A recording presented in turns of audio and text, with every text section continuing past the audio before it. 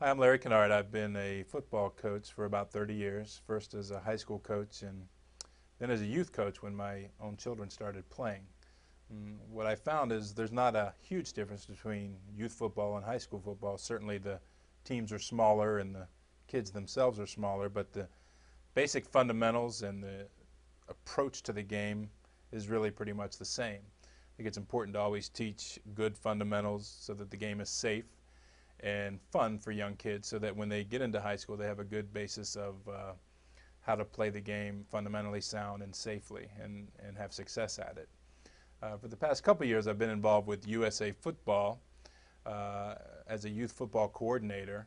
What we try to do is offer coaches online tools and access to drills library and playbook planners that can help you prepare for your season and get through your season.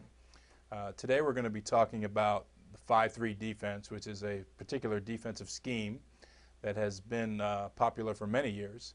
And it's a good defense to teach kids and covers a lot of the basic fundamentals of playing sound defense.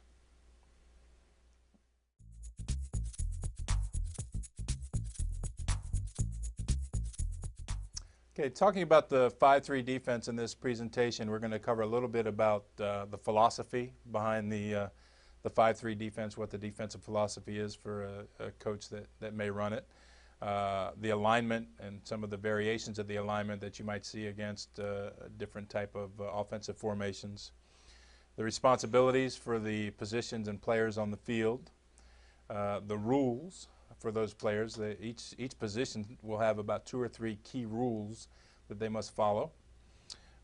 Recommended pass defenses out of the 5-3 that you would use against a team that's going to spread the field a little bit and send more than 3 or 4 receivers out. We're going to try to examine what teams do to attack the 5-3, where it might be vulnerable or where you might find a spot that you can run offense at. And then finally, kind of what to look for on film when you're evaluating how your team played the 5-3 defense.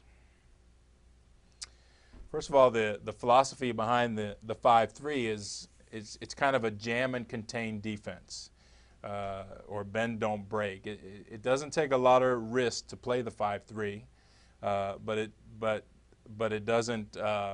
It's kind of I hate to use the word sit back, but it's not a get after it defense. It's more about reading and containing and holding ground. The players in the interior line generally have 2 gap control, where they're going to be responsible for 2 gaps, that being on either side of the offensive lineman in front of them. Typically in a 5-3 defense, the defensive ends, who are stand-up players as opposed to 3-point stance players, are your best athletes. They can play outside linebacker. They're playing defensive end. They're generally tall, athletic kids. The line is anchored. We're talking about the nose tackle and the defensive tackles.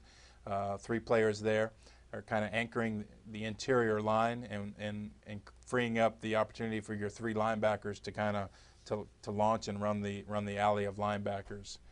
Discipline is the key.